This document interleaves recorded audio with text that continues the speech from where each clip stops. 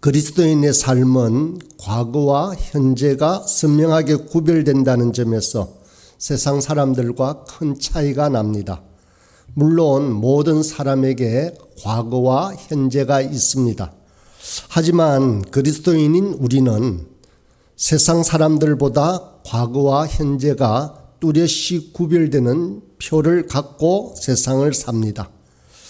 우리가 정말 예수를 믿는 사람인가? 정말 바른 신앙생활을 하는가? 이런 것들을 검증할 때 중요한 하나는 나에게 그때라고 말할 과거와 이제라고 말할 현재가 있는가 하는 것입니다. 그때와 이제를 분명히 구별하는지를 살펴보면 우리의 영적 상태를 정확하게 알 수가 있습니다. 진실한 성도는 과거와 확연히 구별되는 현재를 가지고 살아갑니다. 본문 8절을 보겠습니다. 그러나 너희가 그때는 하나님을 알지 못하여 본질상 하나님이 아닌 자들에게 종로로 타였더니, 우리의 과거가 나옵니다. 그때는, 즉 우리가 성도가 아니었을 때를 말합니다. 그때는 하나님을 알지 못했습니다. 그때는 무지했습니다. 여기서 무지라는 말은 공부를 못하거나 아는 것이 없다는 뜻이 아닙니다. 하나님이 살아계신 것을 모르는 것입니다. 하나님은 영이십니다. 눈에 보이지 않습니다. 그래서 하나님이 계시지 않는 것처럼 생각하며 사는 것입니다. 하나님을 알지 못하면 동시에 자기 자신도 모르게 됩니다. 사람은 몸으로만 구성되어 있지 않습니다. 성경에서는 몸이라고 할 때 지각, 생각, 정신 이런 것까지 다 포함된 것을 몸이라고 합니다. 사람은 몸으로만 구성된 것이 아니라 하나님을 느끼고 알고 그리고 교통할 수 있는 영을 가진 존재인 것입니다. 하나님을 모르는 불신자의 특징은 무지입니다. 눈에 보이는 세상과 자신의 경험, 만져지는 자신의 몸만 믿습니다. 비록 하나님은 눈에 보이지 않지만 그분과 교통하는 영적인 부분이 분명히 있습니다. 그러나 불신자들은 자신에게 영적인 부분이 있다는 것을 모릅니다. 이 무지의 결과로 어떤 일이 벌어졌습니까? 바로 8절입니다. 하나님이 아닌 자들에게 종로로 타였다라고 본문은 기록하고 있습니다. 무지함은 우리를 종살이하도록 만듭니다. 하나님을 모르기 때문에 사람들은 끊임없이 다른 어떤 존재의 종이 되는 것입니다. 세상의 종이 되는 것입니다. 세상이 옳다는 대로 살고 싶어 합니다. 세상의 가치관대로 살아갑니다.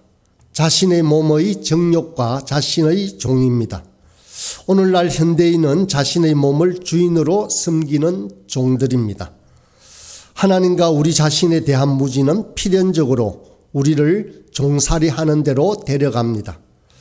그런데 본문은 재미있게도 이런 종살이만이 아니라 또 다른 종살이로 데려간다라고 말하고 있습니다.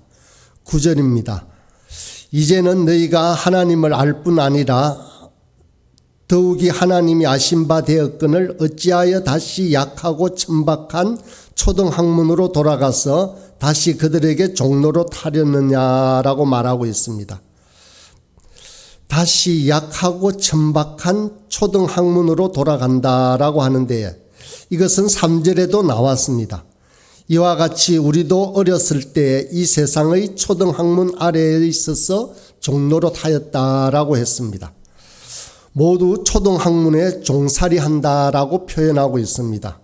초등학문이라는 것은 세상의 문제에 대한 나름의 분석과 대안을 제시하는 지식을 말합니다.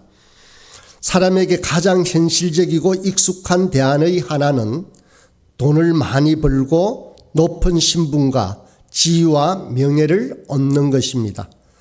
또 어떤 사람은 윤리와 도덕의 형태로 대안을 냅니다. 또 다른 사람들은 미신과 신화의 형태인 종교도를 가지고 사람의 문제를 해석하고 대안으로 내어놓습니다. 오늘날은 과학과 기술로 사람들에게 끊임없이 인생의 문제를 분석하고 대안을 내놓기도 합니다. 이 모든 것을 한데 묶어서 성경은 초등학문이라고 말합니다. 세상의 초등학문은 사람의 삶을 나름대로 분석하고 대안을 제시하지만 이 학문은 약하고 천박하다라고 말합니다. 약하다는 것은 힘을 공급해 주지 못한다는 것입니다. 이 세상에 있는 어지간한 과학, 기술, 철학, 윤리, 도덕 등은 전부 약하다고 합니다. 우리를 잘 살도록 돕는 힘이 없다는 것입니다. 도움이 되는 것 같지만 결정적으로 우리를 도와줄 힘이 없는 약한 초등학문입니다. 또한 천박하다라고도 표현을 했습니다. 천박하다는 것은 속이 텅 비어 있어 우리를 존귀하고 풍요롭게 만들지 못한다는 뜻입니다.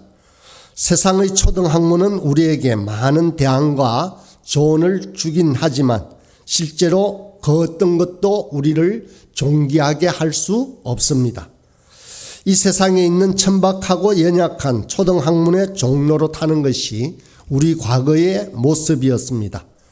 무지 때문에 하나님을 모르는 삶은 종로로 타고 살 수밖에 없는 세상 사람의 보편적인 모습입니다. 아무리 돈을 많이 벌고 부자가 되어도 공부를 많이 해서 세계적인 석학이 되어도 종로로 타는 것뿐입니다. 이것이 우리의 과거라고 성경은 말하고 있습니다. 또 사도 바울이 말하고 있는 종로릇은 어떤 의미를 담고 있습니까? 복음을 알았지만 어리석게도 율법의 교훈들을 따라 사는 것을 말합니다. 10절에서 말하는 날과 달과 절기와 해를 삼가 지켜서 하나님 앞에 어렵다함을 받으려고 하는 갈라디아 지역 성도들에게 너희가 어떻게 세상의 초등학문의 종로로 하려느냐라고 반문하고 있습니다. 하나님의 율법은 귀하고 선한 것입니다. 그러나 그 율법을 잘못 사용하면 세상의 초등학문으로 전락시킵니다. 거기에 종로로 하도록 만들 수도 있다는 것입니다. 우리가 진리를 바르게 알고 성령과 동행하는 것이 무엇인지 모르면 신앙생활이라고 하지만 똑같이 종살이 할 수 있다는 것입니다. 여러분, 우리는 우리 자신의 방식으로 하나님과 사람 앞에 떳떳하게 서지 못하는 것을 알아야 합니다. 우리는 주님의 공로를 힘입어 하나님의 은혜로 설 수 있습니다. 하나님은 우리를 정죄 아래 가두어서 다시는 회복할 수 없는 사람인 것처럼 몰아가지 않으십니다. 그렇기 때문에 자포자기하거나 낙심하는 자리에 머물러 있지 말아야 합니다. 이제 우리의 현재는 어떠한가를 보겠습니다. 과거가 무지와 종살이의 연속이었다면 현재의 모습은 어떻습니까? 9절 상반절을 다시 보겠습니다. 이제는 너희가 하나님을 알 뿐 아니라 더욱이 하나님이 아신 바 되었거니라고 말씀합니다. 이제는 이것은 우리의 현재입니다. 우리 과거의 특징이 무지였다면 현재는 안다는 것이 특징입니다. 현대는 지식, 바른 암 이런 것이 특징이라는 말입니다. 간혹 어떤 사람들은 이렇게 질문합니다. 목사님, 성경을 공부하고 많이 알면 무슨 소용이 있나요? 말씀대로 살지도 않은데요 라고 합니다. 저는 이 말에 동의하고 싶지 않습니다. 성경을 많이 아는데 살지 않는 것이 아닙니다. 안다고 하는데 행하지 않으면 실제로 바르게 알지 않는 것입니다. 그렇다면 오늘날 교회의 문제는 성경을 모르는데 너무도 모르는 데 있습니다. 성경을 읽기는 읽는데 하나님 말씀이 가르치는 대로 성경이 말씀하는 대로 하나님을 아는 것이 아니라는 것입니다. 그냥 우리가 불신자일 때부터 생각했던 막연한 하나님에 대한 지식이 대부분이라는 것입니다. 예수님께서 세상에 계실 때 이렇게 말씀하셨습니다. 영생은 곧 유일하신 참 하나님과 그가 보내신 자 예수 그리스도를 아는 것이니이다. 하나님이 우리에게 주시는 영생은 하나님을 알고 예수님을 아는 것입니다. 하나님을 알아야 눈이 열리고 귀가 열려 영생을 누리게 됩니다.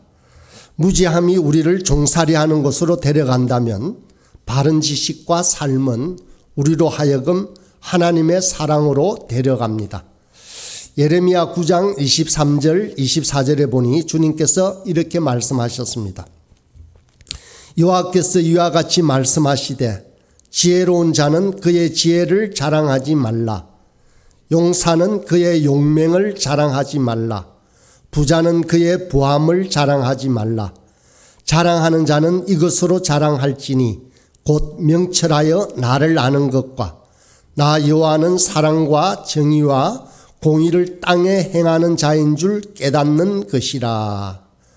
자랑하는 자는 하나님을 아는 것과 하나님이 어떤 성품을 지닌 분이신가 하는 것을 아는 것을 자랑하라는 것입니다. 여기서 안다는 말은 책을 읽고 탐구해서 아는 추상적이고 개념적인 지식을 말하는 것이 아닙니다. 길을 가다가 몇 번 얼굴 마주쳐서 그 사람이 어디에 사는지 아는 단순한 지식을 말하는 것도 아닙니다. 머리로 아는 것이 아닙니다. 성경을 달달 외워서 답을 말하는 알미 아니라는 것입니다. 만나서 함께 사귀고 교통하고 인격적이고 개인적으로 친밀하게 아는 것입니다. 부부가 서로를 아는 것처럼 아는 것을 말합니다. 이것이 우리가 예수님을 믿어서 과거와 구별되는 가장 중요한 특징이어야 합니다. 그것이 바로 하나님을 아는 지식입니다. 사랑하는 여러분, 우리가 어떻게 이와 같은 지식을 가질 수 있을까요?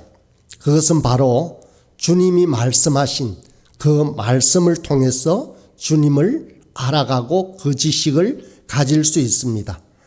기록된 말씀을 읽고 듣고 할 때 그 말씀이 문자로 그치지 않고 성령님의 손에 붙들려 우리의 가슴 속에 적용되고 경험되어야 합니다. 성령님의 도우심을 통해 하나님을 아는 것이 무엇인지 깨닫게 됩니다. 이것이 오늘을 사는 성도들의 제일 중요한 자질입니다. 갈라디아 지역 성도들도 시작은 참으로 잘했습니다. 그런데 거짓 선생들이 일어나자 그들의 유혹에 빠져 율법을 지키는 쪽으로 넘어갔습니다. 왜냐하면 외적으로 볼 때 금식하고 할례를 행하고 율법을 지키는 것이 더 종교적으로 보이기 때문이었습니다. 그래야 왠지 모르게 제대로 믿고 있는 것 같다는 생각이 듭니다. 신앙을 전부 외적인 것으로 바꾸어 놓고 마른 것입니다. 그 결과 갈라디아 성도들은 넘어졌습니다. 오늘날에도 많이 넘어집니다. 많은 성도들이 신앙생활이라고 할 때 자꾸만 체험하는 것을 찾습니다. 물론 바른 신앙 안에서는 반드시 영적 체험이 있습니다. 신비롭고 참되고 진실한 영적 체험이 있습니다.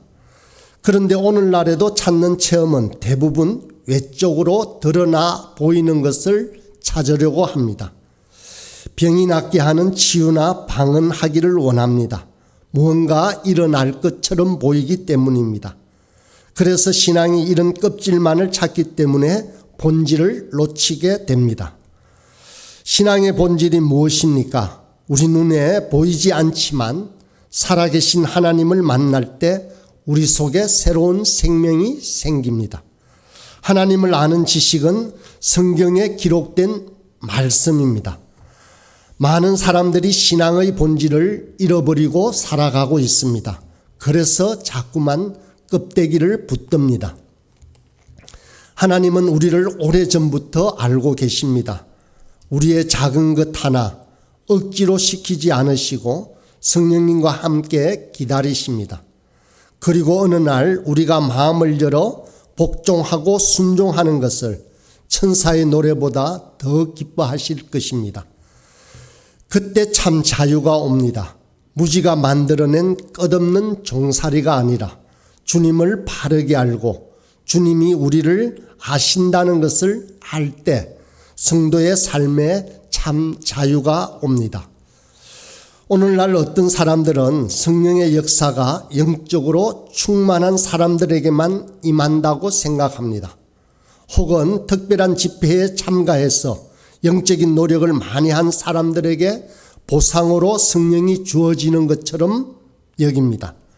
그러나 성경은 그렇게 말하지 않습니다.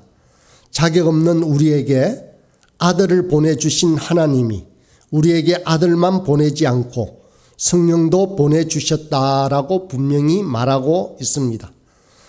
하나님은 성령을 통해 우리에게 말씀하시고 적용시켜 주십니다. 하나님은 우리 같은 자격 없는 자들에게 성령을 물붓듯이 부어 주십니다. 그래서 우리가 이 땅을 살아가는 동안 하나님의 약속을 경험하면서 하나님의 도우심을 통해 세상을 바르게 살 수 있도록 하십니다. 우리는 어떤 사람입니까? 과거와 현재가 선명하게 구별됩니까? 아직도 부족하고 연약하지만 더 이상 우리의 마음과 자랑이 이 땅에 있지 않고 다른 곳에 있다는 것을 틀림없이 믿고 있습니까? 우리를 통해 이 척박한 땅에 하나님께서 우리에게 주시는 풍성함과 참 자유가 흘러가기를 바라십니까? 모쪼록 세상을 향해 하나님의 은혜가 흘러가고 영혼을 살려내는 참된 복이 저와 여러분에게 있기를 간절히 소원합니다.